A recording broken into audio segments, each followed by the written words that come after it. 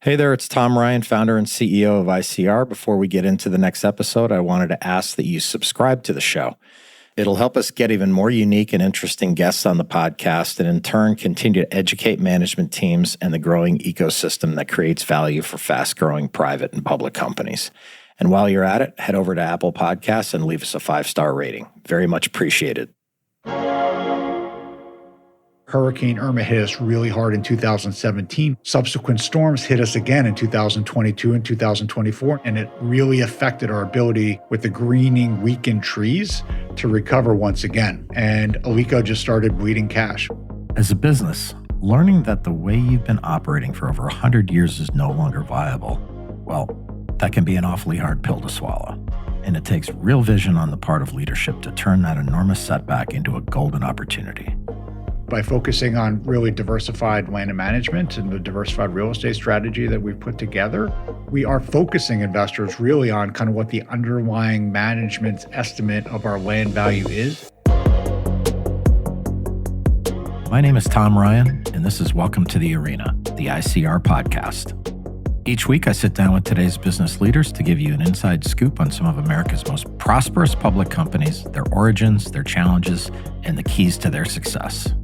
Today, we're sitting down with John Kiernan, President and CEO of Alico, which trades on the NASDAQ under the symbol ALCO. Before joining the company, John worked as the CFO of Greenwich Associates, a private global research-based consulting firm serving the financial services industry. John has been overseeing Alico's recent efforts to transition out of the citrus industry towards a business model that makes full use of their extensive Florida real estate holdings. Going from growing oranges to building communities sounds like no easy feat, and today John's giving us an inside look into how they're pulling it off. So let's enter the arena with John Kiernan.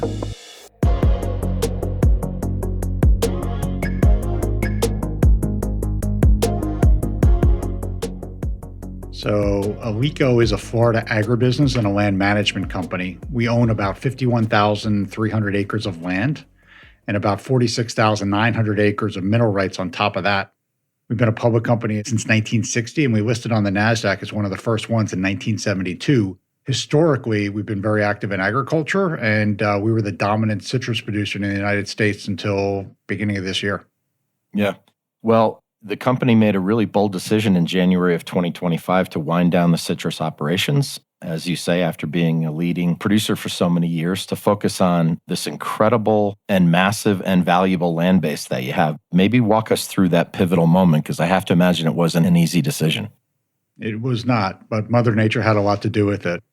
On January 6th of 2025, Alico announced a strategic transformation, which basically shifted the company's business focus to wind down our citrus operation to focus really on long-term diversified land usage and real estate development strategies.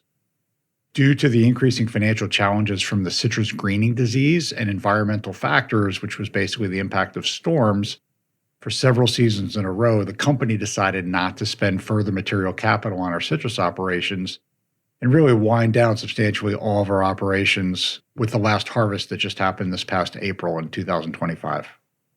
Yeah, I mean, that is being like an incredible corporate citizen, because if you didn't make that decision, odds are you could have had an activist or someone come in and kind of force your hand to do something like that. So kudos to the board and management for really making that pivot. And I think the good news is you have tremendous optimism and tremendous opportunity ahead of you, right? So what I wanted to know, this is an audio podcast, so the audience will be listening. They might not have a sense of where the land is. You know, if we're looking at the state of Florida, maybe you can describe where that is. So as we all know from grammar school, the state of Florida is a peninsula. Yeah. And most of our property is in the center of the state, and it's probably about 200 miles from top to bottom. We go from Polk County, which is in the north, which is actually below Tampa and Orlando, and keep going all the way down into 7 other counties until you get to something around kind of Southwest Florida in the Naples area. Yep. So we're in 31 different locations, and I had mentioned we're in about 51,000 acres in these locations, and they range from 15 acres in one spot to almost 21,000 acres in Arcadia, Florida. And those 51,000 plus acres, I know you've projected the value of those to be 650, 750 million. The market cap of the company is currently around 240-ish. I had to think that valuation gap was a massive factor for the board and management to kind of make this pivot? Yes and no. I mean, the real underlying reason for the pivot is over the last several seasons, the company was losing money. We were basically burning cash. And we made a very difficult call with somewhat limited information, only 2 or 3 weeks into this current season that just ended, of whether we wanted to potentially lose money for a third season in a row. And ultimately, the board supported us as the management team to say, no, we're not going to do that. So instead, by focusing on really diversified land and management and the diversified real estate strategy that we've put together as part of our strategic transformation, we are focusing investors really on kind of what the underlying management's estimate of our land value is. And as you said, somewhere between $650 and $750 million, which we think the investors themselves have latched onto. And you're seeing that in our stock price even today. Obviously, Florida's population growth is well documented. People are coming from other states. Talk about kind of that population growth, how it fits into development plans and how that could be a tailwind for you over the next decade. So first thing we want to make sure is this is a very kind of long-term focused strategy. This isn't something where we're looking to build and basically have people move into homes in the next year or so. So we're not specifically concerned about this current real estate cycle, or maybe not even the next real estate cycle. Yep. But the overall demographic shift is Florida's population growth has been growing for the last several decades, and it's outpaced almost every other state. We've got a great climate. We've got good business environment. Personal income tax is zero. We've got a great overall quality of life. And we believe at Alico that well-planned communities will continue to be strong for the foreseeable future. And we're aligned with the local leaders and politicians who basically are supporting this for government. In addition to the growth patterns, the areas that we're focusing on provide access to international airports, strong academic and educational institutions, there's shopping and entertainment, and there's beaches and significant conservation and recreational areas. There's a lot to offer. So it's not as simple as if we build it, they will come. Yep. We're really going to be building in select areas in the state where there are tremendous opportunities for people to really have a high quality of life. Yeah. And you have to know what you're doing. And in addition to being in the citrus industry for all those decades, you really were a land management company and still are. How does that deep institutional knowledge give you an advantage as you attack this new business plan and all the development that you're doing? That's an excellent question. I mean, in simplest terms, for 125 plus years, Alico has really had deep roots in our communities. And our management team lives here and we work here. So we're part of the communities in which we're going to be active. We also have more than a century of a track record as being stewards for our land. And we think that conservation-related track record, not only being long and distinguished, really matters to our friends and neighbors, because ultimately all the decisions to get approval for entitlement are going to be done locally. So we need local support to move forward. And you talk about yourselves as a diversified land company. What does that actually mean in practice? How do you maintain that agricultural heritage while pursuing the real estate development? So when we decided to go down this path, it was a couple of years ago, and we brought in outside experts and consultants, and we looked at every single acre of land that we owned. And we were not biased one way or the other, and we tried to determine what would the highest and best use for every acre would be. And some of the land ultimately is in great areas and has great demographic potential, makes sense for residential, some for commercial. And some, it just made sense based on its location and kind of what was around it, needed to stay in agriculture for 20, 30, 40 more years. Yeah. And what we've determined is we're pivoting our focus on how do we monetize our acres every day, not necessarily with a sale, but how do we bring in other non-citrus agricultural operators to come in and help us by leasing the land and doing sod operations or sugar or other fruits and vegetables. And basically they pay us rent. Yep. So we've de-risked our business. We're still making money on the land while we're figuring out where we can go through the entitlement process and reinvest capital to really determine what the highest and best use could be realized. There's allocation for development, allocation for maybe continued agriculture. What is that percentage split, roughly speaking? It came out when we started in January with an even 25%, 75% split. And that seems very convenient and almost contrived. Yep. But we went bottom up, acre by acre, and determined what the highest and best use. We put them into 3 different buckets. And the first 2 buckets are, could it be developed into real estate in the next 5 years? Could it be developed into real estate after 5 years? And if not, figure between 5 and 20. After 20 years, maybe it goes to something else, but that last bucket would be agriculture purposes. So it turned into the first 1 and 2 added to 25% of our acres, and then the remaining piece was about 75%. I do know the company has returned over $190 million to shareholders in the last 10 years through dividends and buybacks and debt reduction.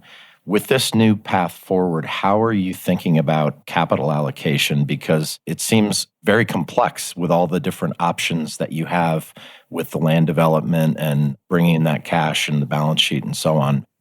So we've always been, especially in the last 10 years since I joined the firm, focused on delivering returns for shareholders. Yep. That's been our highest priority. And you're right, $191 million is nothing to sneeze at. We primarily made that from selling other assets that were no longer strategic to the company, specifically a ranch called the Alico Ranch, was about 69,000 acres. And we sold that in 26 or 27 different transactions over 6 or 7 years. We've restructured our debt. So we've got about $70 million on our books right now. That is non-amortizing. It won't mature until 2029. So our debt service is down to really about $1.5 million. Wow. And the debt cost is 3.85%. So that allows us the flexibility of taking a balanced view on capital in the near and midterm. We evaluate all of our capital allocation decisions in light of current market conditions, current needs for basically cash and capital. And the easiest I can tell you is on March 25th, this past year in 2025, we did announce stock repurchase program of up to $50 million over the next 3 years. So we think as significant land sales approach, our board will determine what's optimal as a means to deploy discretionary net cash flow. But certainly we've got a buyback approved, so that may give you a little hint of what might be first up. So their pivot from citrus to real estate is well underway, and I was wondering how John sees that impacting Alico's corporate identity. Are they now essentially a portfolio management company? Will we see land sales, development, and acquisition play a larger role in the business going forward? We've done all three in the last 6 months. So we have sold some land. We are obviously active in the entitlement stage, but we've maintained optionality in all of the areas that we're entitling, whether we develop it ourselves, whether we sell it outright like some of our neighbors and peers have done, or whether we partner with home builders or development companies to basically work on building those communities together. We have actually, in the last 6 months, made some small acquisitions of some citrus land opportunistically, but we haven't really announced any sort of strategy of redeploying significant amount of capital into other land purchases. What we've really tried to do is optimize what's in our current portfolio on behalf of our shareholders. And unless there is a compelling investment opportunity, we plan to return that capital to them. John, you talked about the different options about the roles that you'll play in developing this land. I know like master developer is one, having a development partner, bulk seller. How do you make that decision? Because I know each path that you might take is a risk reward play. Some taking on a little bit more risk, others not taking on that much risk at all. Talk about how you approach that. So we have a very diversified board with great degrees of skill, active in deploying capital, but also in real estate development. We've never been shy about asking for experts and opinions, and we bring in advisors for decisions all the time. So when we come to that crossroads, we will make the most informed decision possible. A year and a half ago, we brought in Mitch Hutchcraft, who spent his entire 40-plus year career doing the entitlement work for many different companies here in Southwest Florida. And his input and advice is invaluable in this circumstance as well. We also do not believe that this is a decision that's going to creep up on us. This is something we try to get in front of a few years before that decision has to be made. And we're in the process of evaluating all the potential partners we could probably work with. And as you had mentioned, you evaluate it on a case by case of what is in the best financial interest of our shareholders. Yep. And is going to generate the highest return with the least amount of risk. Well, let's talk about what seemingly is the crown jewel that you're working on, the Corkscrew Grove Villages project. You're planning 2 mixed-use communities, 4,500 homes each, 280,000 square feet of commercial space, 70,000 square feet of civic amenities. What makes this location so special, and why did you start there? Of course. Well, first, it's in Collier County, which is a very highly desirable community within Southwest Florida's booming growth path. There are other properties that are around that basically give us credibility that this was a logical decision of kind of where to build. It's easily accessed by State Road 82 and Corkscrew Road, both which provide east-west access to other major corridors like I-75 and State Route 29. So it's got a great location. It's also within a 15-mile radius of Southwest Florida International Airport, Florida Gulf Coast University, the Gulf Coast Town Center Mall, the Miramar Outlet Mall, and the Seminole Casino and Hotel. It's also adjacent to spectacular, pristine open space areas such as the Crew Wildlife and Environmental Area and the famous Audubon Corkscrew Swamp Sanctuary. And the neat part about this is the property's large size of, as you mentioned, close to 4,600 acres allows for really creative site planning, conserving natural resources, and also incorporating all the aspects of hometown living for residents to work and to live and to play in. It's also located inland. And that's important because the risks associated with coastal storm surge and high wind events is really going to be minimized by distance, topography, and the use of new building standards and underground facilities.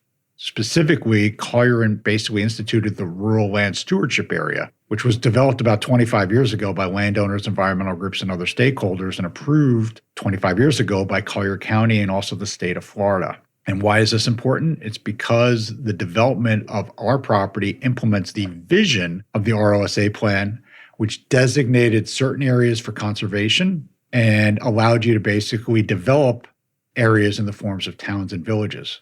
Now, keep in mind, under the RLSA plan and the property specifics that we've already submitted, Alico is only proposing to develop 3,000 acres. But we're offering a total of 6,000 acres for conservation for prioritized natural resources. And that is huge. It's something we're very, very proud of, and it's consistent with our centuries-long legacy of land stewardship. You know, in addition to environmental concerns, which I know you're all over, there certainly are regulatory milestones and approvals. I think you've mentioned that construction could start in 28, 29 if all those approvals come through. What are the key regulatory milestones that investors need to look for over the next 12 to 18 months? So it's local, it's state, and it's federal. So you're absolutely correct. The development activity on Corkscrew Grove Villages is going to be authorized only when the local development approval for the Stewardship Receiving Area, or the RSA, is secured from Collier County. First and foremost, Collier County has to approve. It has to receive an environmental resource permit from the South Florida Water Management District at the state level, and it has to receive a 404 permit, which is issued by the U.S. Army Corps of Engineers and the U.S. Fish and Wildlife Service, basically concerning endangered species. Now, the state of Florida has already approved our Corkscrew Grove Stewardship District by the Florida legislature and the governor, and all this information is on our website, so you can see every single milestone from here until final approval. But you're right, we anticipate county approval potentially by mid-2026, state approval for the South Florida Water Management District by mid-2027, and fingers crossed completion of our Army Corps of Engineers review at the federal level by 2028. And again, we're going to maintain that website to have all the updates in real time. And then beyond Corkscrew, you've got 3 other near-term projects, Bonnet Lake, Saddlebag Grove, Plant World. How do you prioritize the development across these different markets and timelines, et cetera? So first and foremost, this isn't a capital constraint issue. We're working all these simultaneously. They are smaller projects, they have less complexity, and they have fewer environmental issues. So there's not really an endangered species issue like there is potentially with the panther down in Collier County. So we believe that it's possible that we could receive local approval for one or all of these projects before the final approval for our Corkscrew Grove. Our goal is really just to be well-positioned to provide entitled land and/or dependable supply of lots to builders when the demand for residential and commercial inventory reaches these areas. Because right now, there's not a lot of inventory up there. And we're going to advance each project on a case-by-case basis, but ultimately, we want to make sure that we've got inventory to support when demand reaches those places. Yep. And I think you may have mentioned Mitch Hutchcraft earlier, Executive VP, 4 decades of Florida entitlement experience. What is the process of entitlement, and why was having that specific expertise in-house so critical for you? So entitlement is really a Florida code word for rezoning. You're rezoning the property of which we own 51,000 acres that's zoned for agricultural purposes. And you need to get the approval from the local, the state, and the federal levels to convert it into something else. So Mitch's expertise is really developing and maintaining the relationships and knowledge of the process and being able to really work with our engineers and consultants and contractors and everybody connected with the specific projects themselves that are really, really hyper-local. So they're in those counties and they've done successful projects that are near and adjacent to the properties that we're talking about and get us across the finish line. And that's what he's really, really good at. And he's got a great demeanor, but he also brings 4 decades of expertise. And he knows how to get from point A to point B better than anybody. I think it's over 5,000 acres you have leased to third-party citrus growers. How important is that interim income for you during the development process? All revenue is good. Revenue's turning into cash for us. But it's really a small portion of our anticipated revenue for 25 and 26. It's part of a larger effort as we're optimizing every acre of the land. So we want to keep every acre that we have active in agriculture because we think it's in the best interest of the land and keeps people working, whether it's sod or mining or other non-citrus farming, leasing or recreational leases. But percentage-wise, it's small. Most of our revenue over the next couple of years is probably coming from opportunistic land sales. Yeah. And I think you've said publicly targeting at least $20 million in adjusted EBITDA. Is that correct?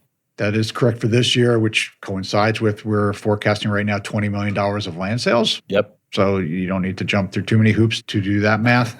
But we have said at the end of this fiscal year, based on the harvest that we've just completed, after we've basically settled all the accounts from the strategic transformation, and those $20 million of land sales, we should have enough cash on our books to sustain us for 2 more fiscal years without selling another acre of land. And as you pointed out, we've already got $30+ million worth of land sales already teed up. We just are not promising that they're going to close in this fiscal year.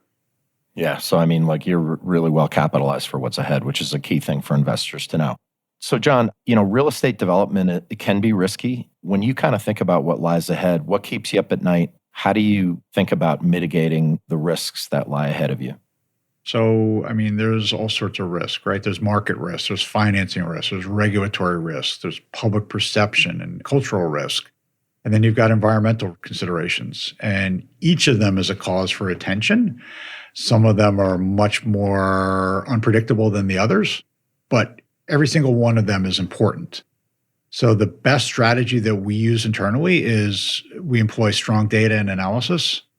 We really focus on strong communication and we try to be flexible and just basically keep an open mind. Yep. So for example, we can't really control market risks.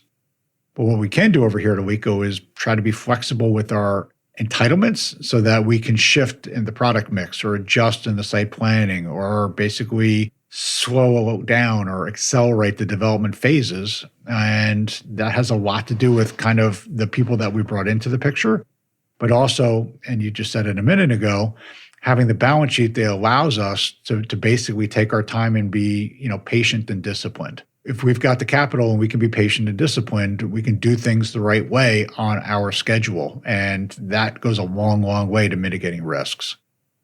So with the new path ahead of you, John, and there has to be so much excitement and energy at the company and with all your partners and stakeholders, when you look out even further than that, the next 10 years, how do you envision ALCO? Will you be primarily a real estate development company, a land management company, or maybe even something else entirely?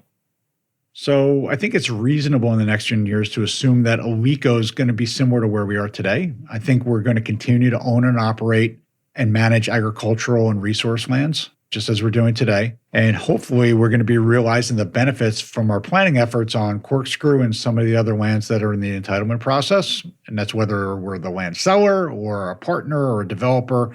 Again, that's still not determined, but we're still going to be working to unlock additional value on our remaining real estate assets every day for the next 10 years.